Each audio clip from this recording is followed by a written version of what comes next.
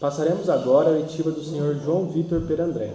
Agradeço a sua presença aqui, a colaboração com a Comissão Parlamentar de Inquérito, e eu preciso passar as seguintes informações. A Comissão Parlamentar de Inquérito número 2 de 2022 foi instaurada nesta Casa de Leis para investigar e apurar possíveis irregularidades na direção executiva e na presidência da Fundação Educacional do Município de Assis, a FEMA.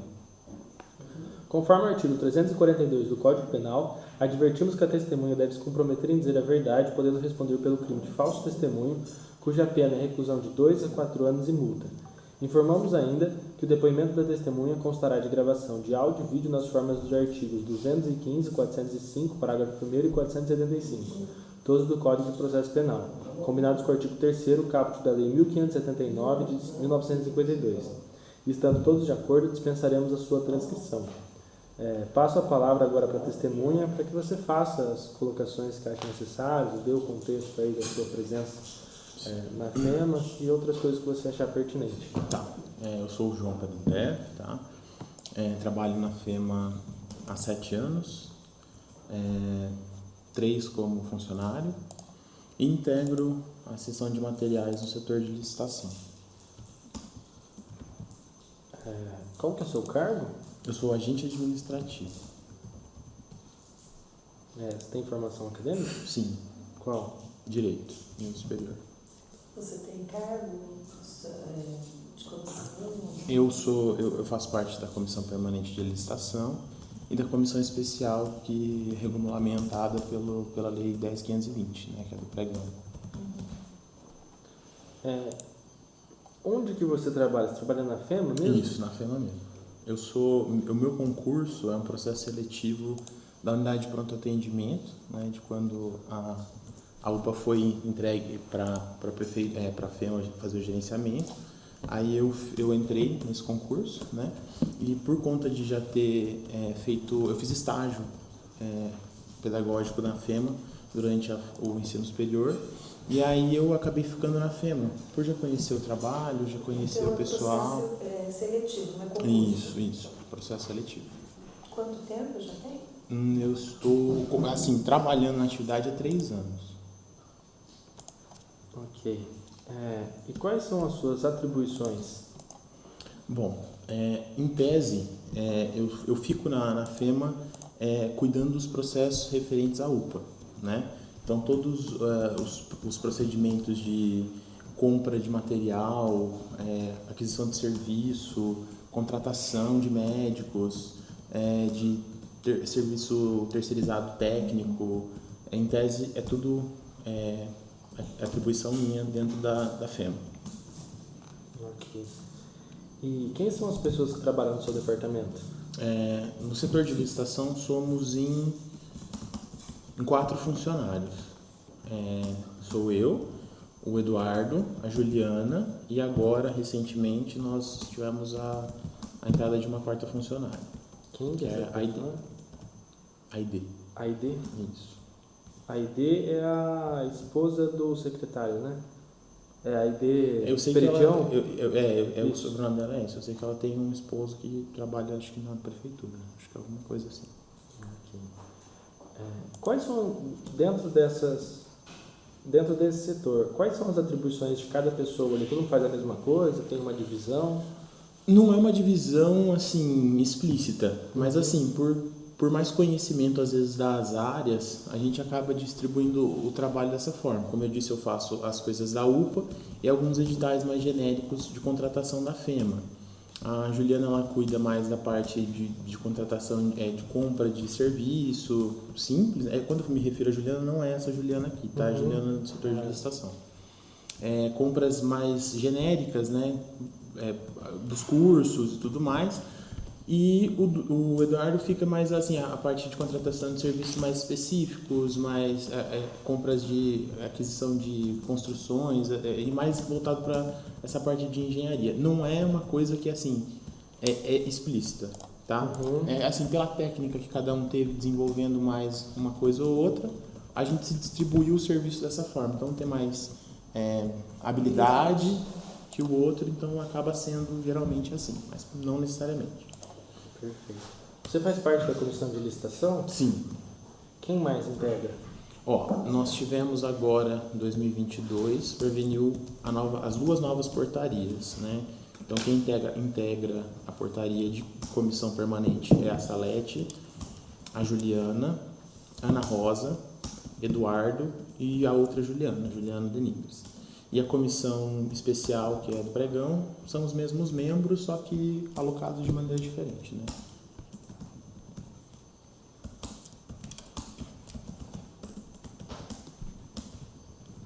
Ok. Quem que é o seu superior imediato?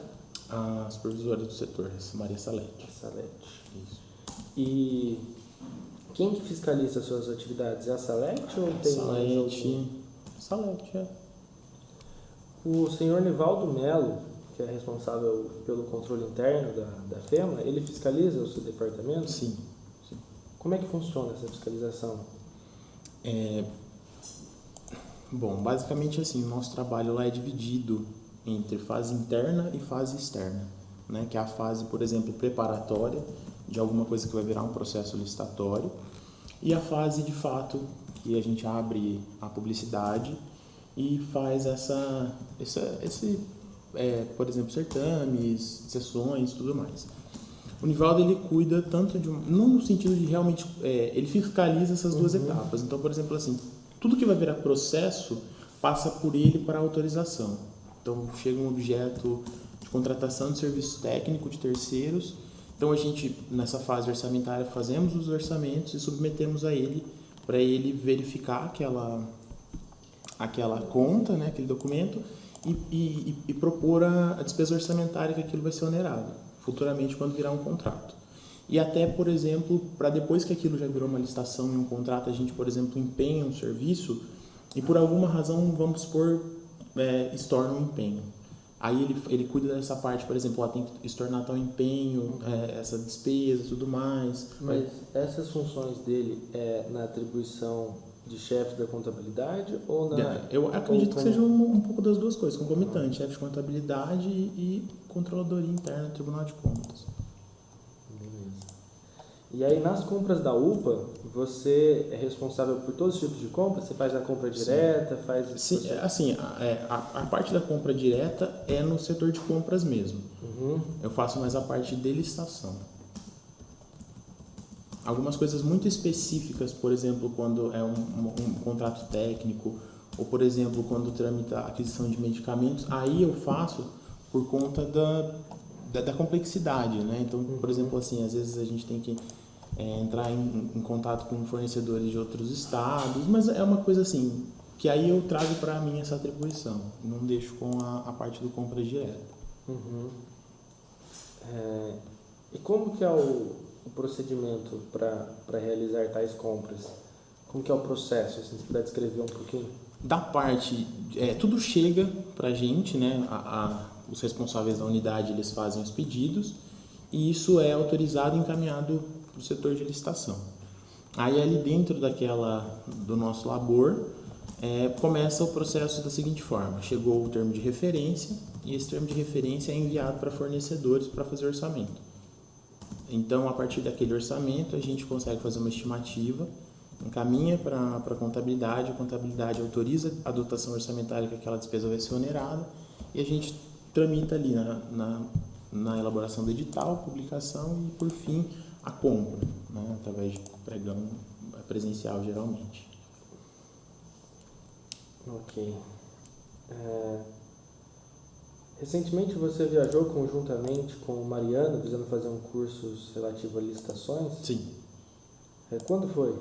Nós fomos para Foz, salvo engano, em março de 2022. Foi em Foz do Iguaçu? Foz do Iguaçu. Do que se tratava esse curso? Era um congresso de licitação a respeito das novas diretrizes da nova lei de licitação que vai imperar a partir de 2023. A gente foi fazer uma capacitação técnica. Você realiza pregões na FEMA? Não como pregoeiro, eu não sou pregoeiro, mas enquanto comissão participo de todas as atividades inerentes ao pregão. Elaboração do edital. Elabora edital. E você foi a esse evento lá em Foz, né? Sim. Quem mais foi? Fomos eu, o Dr. Mariano e a Juliana Denigres. Fomos em 3. Onde que vocês ficaram hospedados lá? Nós ficamos hospedados num hotel, salvo engano, o nome era Dom Pedro. Era um hotel bem perto da onde seria realizado o evento. E qual foi o horário desse evento? Então, quantos dias? O evento foi, ele começou na terça e acabou na sexta. Sexta-feira às 6 da tarde. O evento era integral. Começava às 8 da manhã e acabava às 18 da tarde. Os dias do curso foram terça, quarta, quinta e sexta-feira. Acho que foi isso. Você que foi responsável pelo empenho de tais despesas? Não. Você sabe quem foi? Que autorizou? Olha, acredito que tenha sido feito pela parte do compras direta. Uhum. Você, essa palavra, Claro. você participou desse congresso, então foi feito um pedido. Isso. Você solicitou para quem? Nesse caso, assim, não foi feito um pedido assim, preciso que os funcionários vão para... foi feito esse pedido, né, no caso, assim, para formalização, né, só que é de praxe do setor de licitação, anualmente, frequentar este curso, até por conta da capacitação dos funcionários, né, que aquilo ali é estritamente capacitatório. Então... Sim, mas para você sair de algum lugar, você precisa ter autorização de alguém. No caso, a nossa supervisora, ela solicitou esse curso para nós, né? Até todo ano a gente faz um sorteio para ver quem vai, né? Esse ano eu acabei indo, porque foi a primeira vez que eu pude ir, né? Porque quando eu ia em 2019, acho que 20, entrou a pandemia, aí nós fizemos um sorteio para ver quais funcionários iriam para essa capacitação. E o Mariano também entrou nesse sorteio? Até onde eu sei, assim, ele não entrou no sorteio, ele foi acompanhando a gente, mas assim, não sei, que nem eu ouvi aqui que foi custeado pela FEMA, mas eu não sei, assim, não participei dessa elaboração, nós vamos pagar para mais... Então a solicitação foi, na verdade, não foi do funcionário para a supervisão, não. Foi a supervisão que solicitou para alguém... Isso, a direção, né? Autorização desse congresso. Isso. Você sabe qual é a relação da FEMA com o Mariano? O Mariano é contratado da FEMA, tá? Foi contratado para assessoria jurídica ao setor de licitação e representação junto ao Tribunal de Contas. É um contrato, salvo engano, de 2013, 2014, já tem um tempo que ele está lá exercendo essa atividade. Então ele não é servidor da FEMA, não. Né?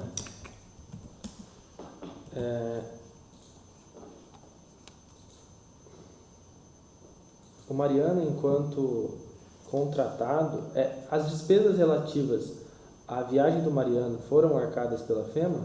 Olha, eu não posso te dar certeza, tá? Mas se consta no portal de transparência qualquer custo a ele onerado, sim. E vocês viajaram como? Nós somos de carro, isso. E o carro da FEMA? Isso, o carro da instituição.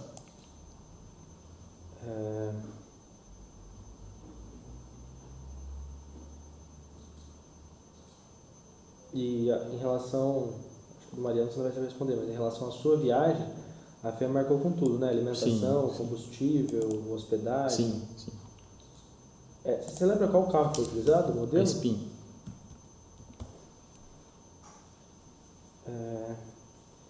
Nesses processos relativos à UPA, que você falou que faz parte, você que faz as cotações? Sim.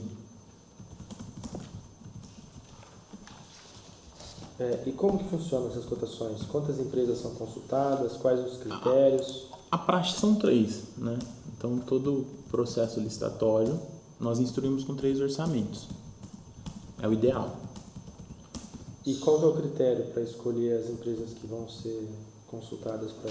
Olha, nesse caso, é uma coisa muito específica. Quando a UPA foi enviada para a FEMA, para fazer a gestão, já tinha algumas relações de fornecedores que foram encaminhadas junto com o CIVAP, né? Então, nós já tínhamos algumas atas de registro de preço, contratos, então já era sabido alguns fornecedores. E depois, assim, por conta da publicidade mesmo, as empresas vão fazendo, é uma coisa assim, de praxe no setor ter alguém apresentando produto, serviço.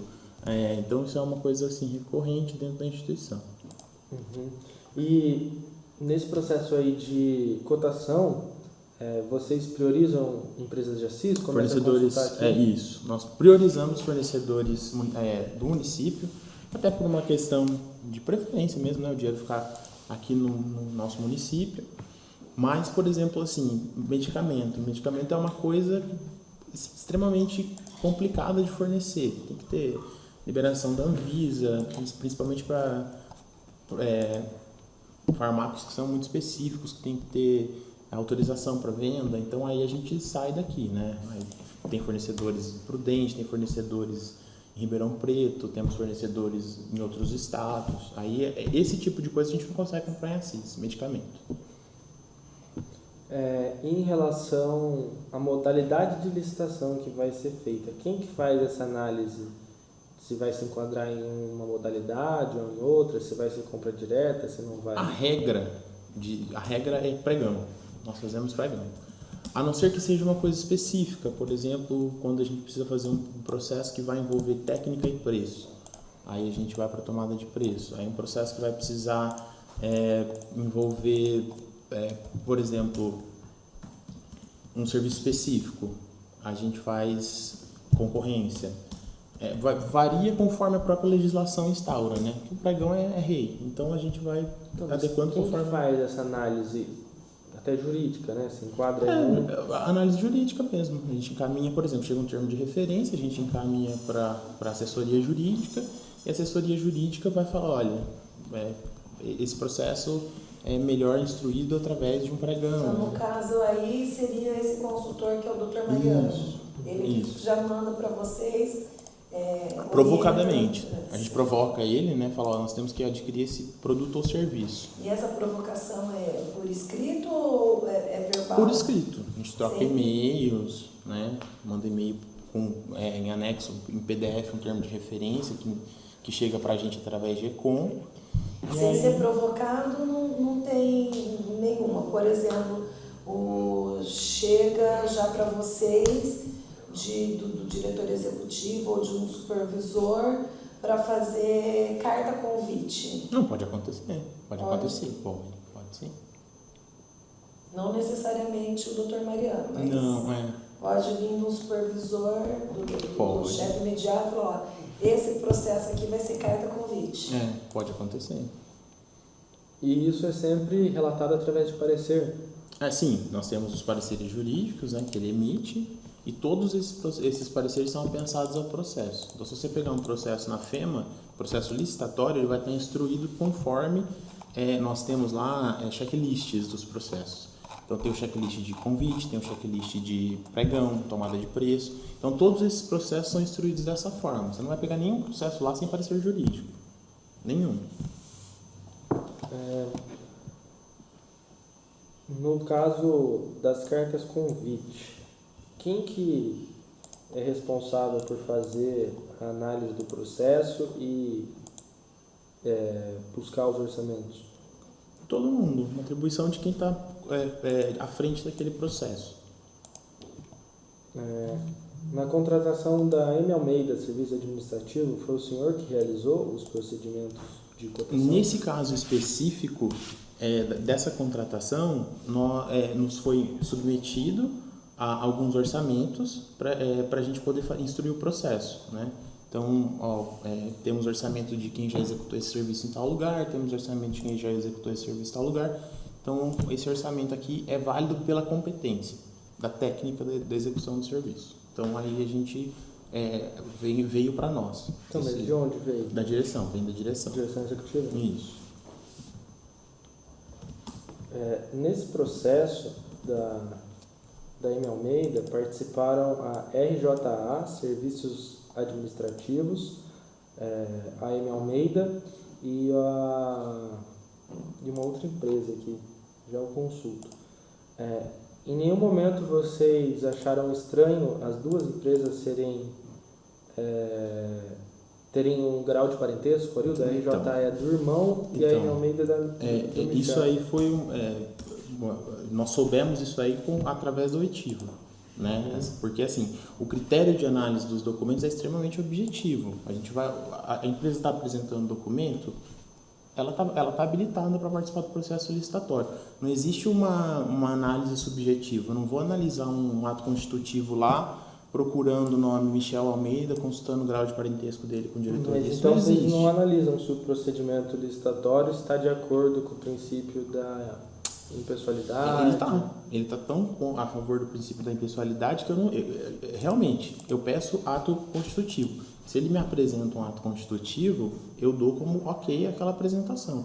Eu não fiscalizo, por exemplo, o nome. Olha, eu estou vendo que esse cara aqui ele integra essa empresa, mas não é da minha competência ir lá verificar os antepassados dele, grau de parentesco. E você achou estranho chegar esse orçamento pronto da diretoria executiva? Isso era praxe? Não é praxe, mas para alguns serviços específicos de execução, por exemplo, a gente precisa pôr dentro da unidade de pronto atendimento uma gestão administrativa. Você não sai assim ao léu procurando um fornecedor, um prestador de serviço com mais competência. Então, alguns serviços, por exemplo, que pode acontecer de ser específico, a gente tem, assim, tem uma prévia assim, de quem pode executar esse serviço. Às vezes acontece de vir o orçamento para a gente. Então, mas é que você disse que nesse processo de cotação, de ir atrás dos orçamentos, vocês costumam priorizar as empresas de Assis. Sim.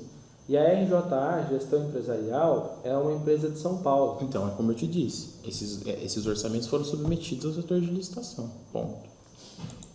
E por que nesse processo licitatório, que é a carta convite 568 de 2022, constam apenas 2 orçamentos, sendo que a lei determina que tem que ser 3? Então, quando você enxerga 2 orçamentos aí no portal de transparência, na verdade você não está enxergando o orçamento que instrui o processo, você está enxergando as propostas que foram submetidas à participação.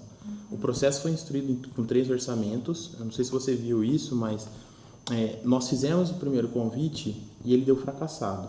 O resultado dele restou fracassado. Quais empresas foram convidadas nesse primeiro convite? As mesmas 3 que estão no segundo. Não, só que no segundo aqui só tem 2. Então, tem a 2 que apresentaram proposta, né? 2 empresas que foram até a FEMA e se habilitaram a participar do processo licitatório.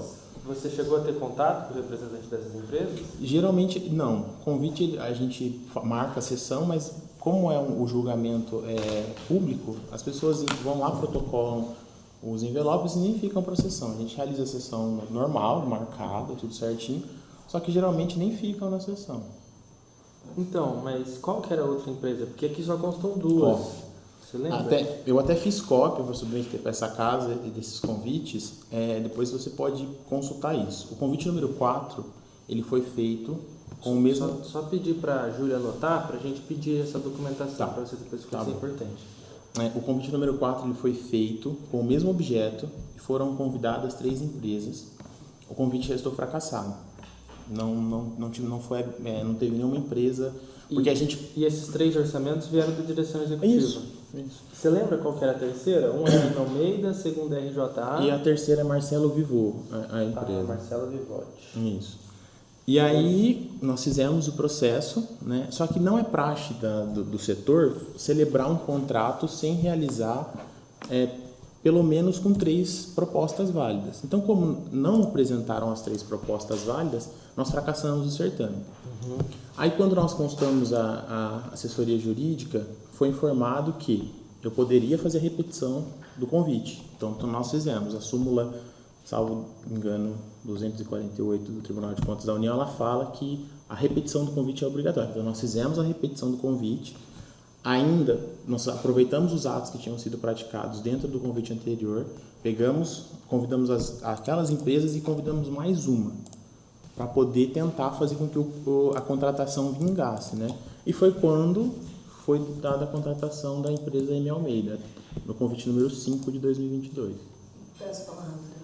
Por que ao invés de carta convite, vocês não fizeram por pregão? Então, nesse você caso... tem uma abrangência maior. Quando eu faço carta convite, eu me remeto a 3 empresas. Sim. Quando eu faço pregão, eu tenho uma empresa N. porque daí eu abro para o Brasil todo. Sim. Né? Então, se vocês estiveram no processo de carta de licitação, primeiro fracassado, por que no segundo momento vocês não fizeram o pregão? Eu acho que foi por uso da prerrogativa da direção, de querer optar pela carta convite. Perfeito. E em relação...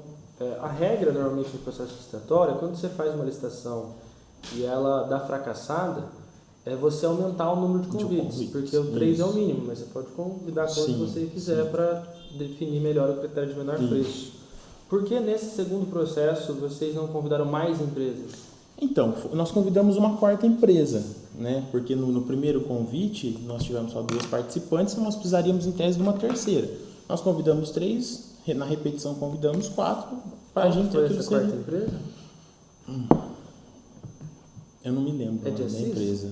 Não sei, eu não tenho certeza, mas talvez seja, mas eu não tenho certeza. Talvez teria que olhar no processo. Essa empresa já veio indicada, então quer mandar a carta convite? Não, então, talvez essa fosse uma fornecedora que a gente já tinha na instituição e foi consultada, porque prestava serviço desse mesmo similar, assim, sabe, ao objeto da licitação. Então, talvez por isso tenha sido combinado. E só para ficar claro, quem que determinou que ia ser por convite? Então, nesse caso, quando é submetido o orçamento e num contrato específico, um tipo de serviço específico, às vezes a direção submete esses orçamentos e fala, vamos optar por essa modalidade ou outra. E aí tem o parecer jurídico indicando a modalidade. Sim. Perfeito.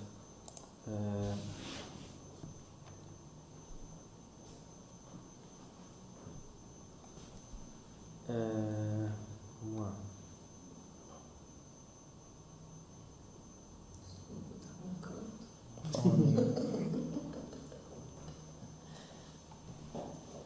E quem que... o diretor executivo indicou essas empresas, mas ele já mandou o orçamento pronto ou vocês tiveram que ir atrás do orçamento? Como eu disse, já foi submetido ao setor. E esses convites, eles são somente encaminhados ou tem outras formas de divulgação Nós também? temos na instituição mural, que nós fazemos as publicidades de convite e de outras licitações. No caso do pregão, a praxe é a publicação no Diário Oficial do Estado, né? Aí, nos casos de convite, nós fazemos a publicidade através do mural. Então, tem lá na instituição um mural, onde nós fazemos essas comunicações de todas as fases do processo. Então, se deu abertura, se homologou, se contratou, extrato de contrato, publicidade, contratação. E esses orçamentos chegaram para vocês como? Por e-com, por e-mail? Não, isso aí eu não sei, porque provavelmente foi encaminhado para a supervisão e a supervisão fez a distribuição do trabalho. Agora, eu não sei se ela imprimiu ou se foi entregue em mãos, aí eu já não sei te precisar. Então, um segundinho que eu vou anotar aqui para a gente perguntar para a Salete. É a Salete, a Isso, supervisão. supervisão. Pra gente não esquecer depois.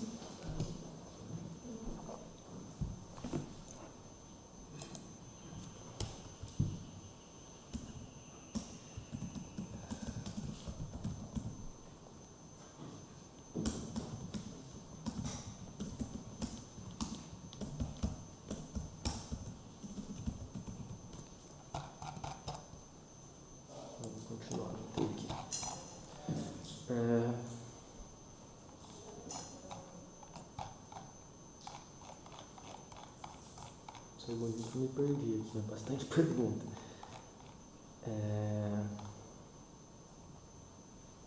Pergunta para 45. Tô voltando.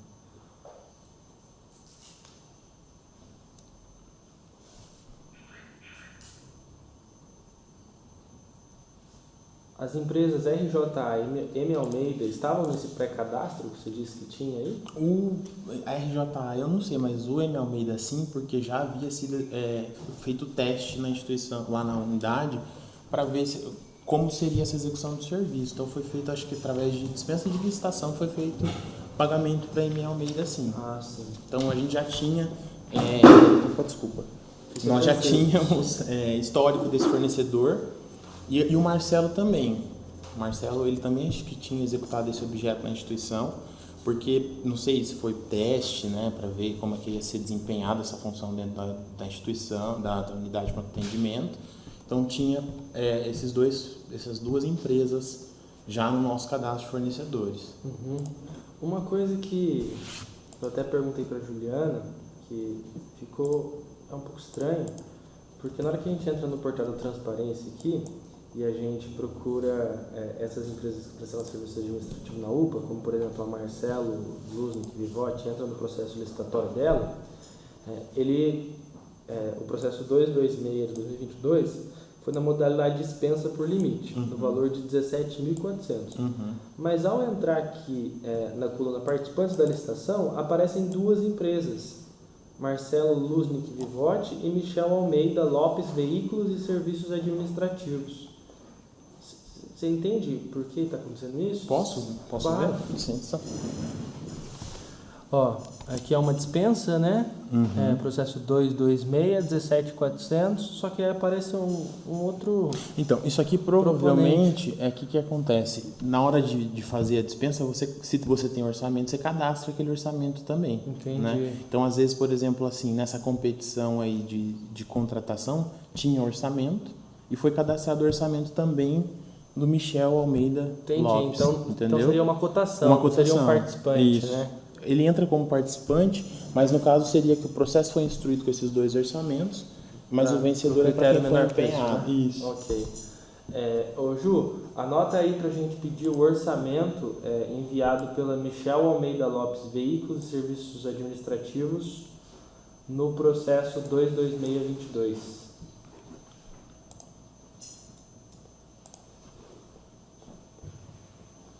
Em relação... Deixa eu voltar aqui para fazer a pergunta certinho. Todas as empresas que vocês contratam, vocês consultam na JuSesp se está regular a situação? Não. Não? Quais são os documentos de habilitação? A praxe é o que pede a 8.666. Nós pedimos ato constitutivo, documentação fiscal e trabalhista. Não é uma... Se você for pegar na legislação, a legislação não obrigatoriamente manda você exigir certidão de falência ou concordata, mas a gente pede falência ou concordata e declarações básicas do edital, né? Se é microempresa, se está de acordo com o Ministério do Trabalho empregando menor em condições insalubres, é coisa básica. Não temos muitas, não temos costume de pedir coisas muito mirabolantes, a não ser quando é um serviço muito específico e precisa pedir capacidade técnica de execução, como por exemplo obra. Né? Então, se eu vou contratar 1.000 metros quadrados de piso, eu preciso que a pessoa tenha pelo menos executado, assentado 500 metros quadrados de piso. Aí é um dos casos que a gente pede uma coisa específica. Eu vou suspender para a gente ir no banheiro rapidinho. 3 minutos. Suspenda a sessão. Tomando agora.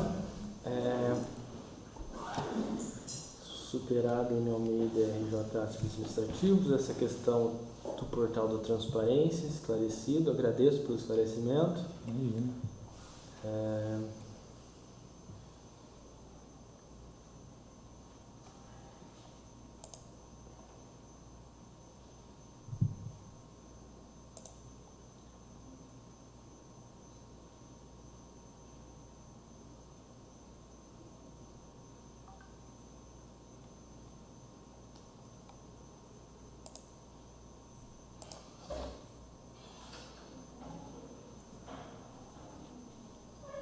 Nesse caso aí da empresa Michel Almeida Lopes Veículos e Serviços Administrativos, foi avaliada a capacidade técnica e se a descrição da atividade da empresa estava alinhada com o objeto da licitação? Nesse caso eu não sei te dizer porque provavelmente foi por dispensa de licitação, então não foi realizado lá pela licitação. Mas assim, também acredito que não, por conta do que eu estou te falando, né? Se a empresa só vem como, nesse caso, ela está orçando, se ela é um orçamento válido, a gente cadastra e segue. Né? Não vai fazer uma avaliação profunda sobre o histórico da empresa. Objetivamente, a gente só vai analisar o que está ali instruído no edital mesmo.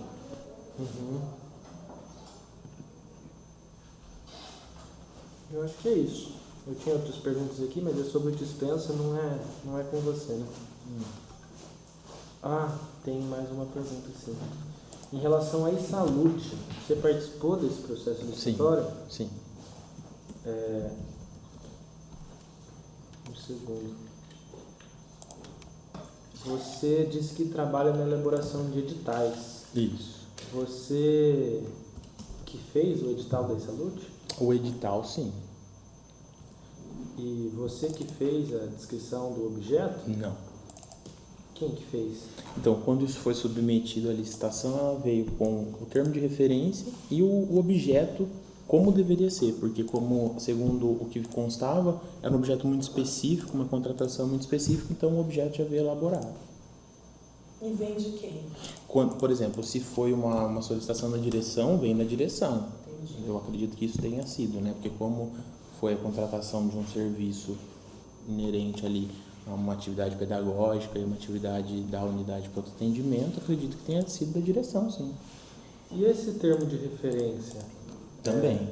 Veio Veio da elaborado, isso, veio elaborado exatamente como está escrito. Mas sempre vem da direção os termos de referência ou vem do setor responsável? Sempre vem de quem está solicitando a compra ou serviço. Sempre vem. Nós não temos capacidade técnica ou qualquer que seja Mas nesse para caso, elaborar. quem solicitou? Foi o diretor executivo ou foi o Provavelmente- coordenador da medicina? Então, veio da direção, eu acho, esse termo de referência.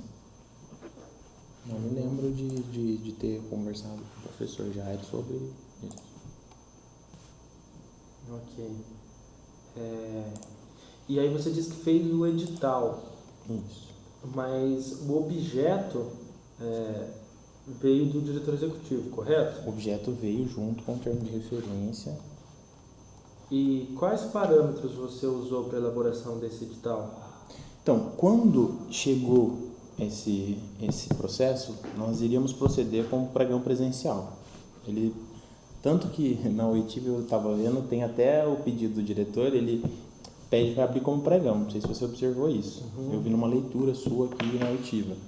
Só que depois, quando esse termo de referência foi submetido à assessoria jurídica, a assessoria percebeu que era uma contratação de técnica e preço, né? Então teria que ter esses dois requisitos objetivos para a contratação desse objeto.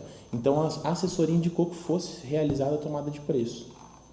Então, se você for ver, o processo é uma tomada de preço, ele não é um pregão presencial.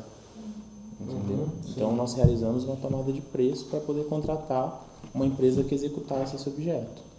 E como que é o procedimento da tomada de preço? O procedimento da tomada de preço ele é mais moroso e mais complicado, porque, por exemplo, o tempo de prazo dele é maior, né? Então a gente faz a publicidade dessa tomada de preço no Diário Oficial, torna público o processo, torna externo essas fases, e nós temos um tempo maior, né, mostrando aquele edital falando, venha contratar conosco, que foi o que aconteceu nesse caso. E aí foi quando, em 2020, se contratou a empresa Upgrade, acho que era o nome. O nome fantasia é Salute. E nesse processo, quantas empresas participaram? Eu acredito que foi uma só. Só veio o Upgrade, eu acho. E quem que fez a cotação desses orçamentos? Em 2020 eu não lembro. Esse ano eu sei que eu solicitei por via e-mail algumas cotações também. Eu acho que, como no caso a gente já sabia que essa empresa prestava esse serviço, nós também solicitamos orçamento para ela. Então a gente já tinha, ela executou, então provavelmente ela deve executar novamente, porque esse ano esse edital foi feito novamente, né? Mas foi rescindido o contrato, né? A FEMA não renovou com aquela primeira contratação de 2020 e esse ano fez a abertura de um novo processo licitatório, que aí contratou uma empresa com o nome A Salute. E você sabe se teve a participação do coordenador da medicina nesse termo de referência? Não sei. Mais uma vez foi submetido o termo de referência com objeto pela direção, pedindo para abrir processo licitatório para contratar. Perfeito. E esse edital, você fez ele integralmente? Você contou com a ajuda de alguém? Não. Na verdade, se você for parar para ver, provavelmente o edital deve ser muito parecido com o anterior. Né? Porque quando, nesses casos, uma coisa técnica, o assessor só vai apontar uma coisa específica. Ó, por conta desse contrato desse objeto ser assim, por favor, constar tal coisa. Então, ele vai variar conforme o objeto que está sendo contratado. Eu acredito que ele é muito parecido, se não igual, à primeira contratação de 2020. E uma coisa que me chamou a atenção aqui no processo é que esse termo de referência, que foi enviado pelo diretor executivo, ele não é assinado por ninguém. Isso é comum? Sim, ninguém assina o termo de referência, né? Assim, o subscritor ele vai ser indicado no edital no termo de referência. Então, se você for pegar edital de contratação, de compra, aquisição de material pedagógico para o curso de enfermagem, lá vai constar esse termo de referência foi realizado pela coordenação de enfermagem, vide medicina, direito, qualquer outra aquisição que for feita. Não tem, ele não precisa ir lá e assinar o termo de referência. Nesse caso, o que é a nossa dúvida é porque a gente fez a oitiva com o Eduardo Vela aqui e ele falou que esse termo de referência teria sido feito a muitas mãos e que teria tido a participação do Jairo. Uhum. Aí a gente ouviu o Jairo negou, ele disse que não participou. Sim.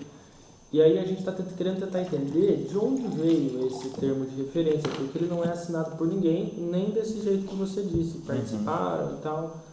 Aqui consta, né, no começo do termo de referência, fala que um documento assinado pelo Eduardo, falando, solicito, conforme a Lei 866, consultação de empresa capaz de apresentar soluções com inteligência e tal, conforme o termo de referência encaminhado pela coordenadoria do curso de medicina. Mas a gente não tem essa comprovação. Você sabe quem que trabalhou nesse termo de referência? Não sei te dizer. Chegou pronto para vocês. Foi enviado por Econ.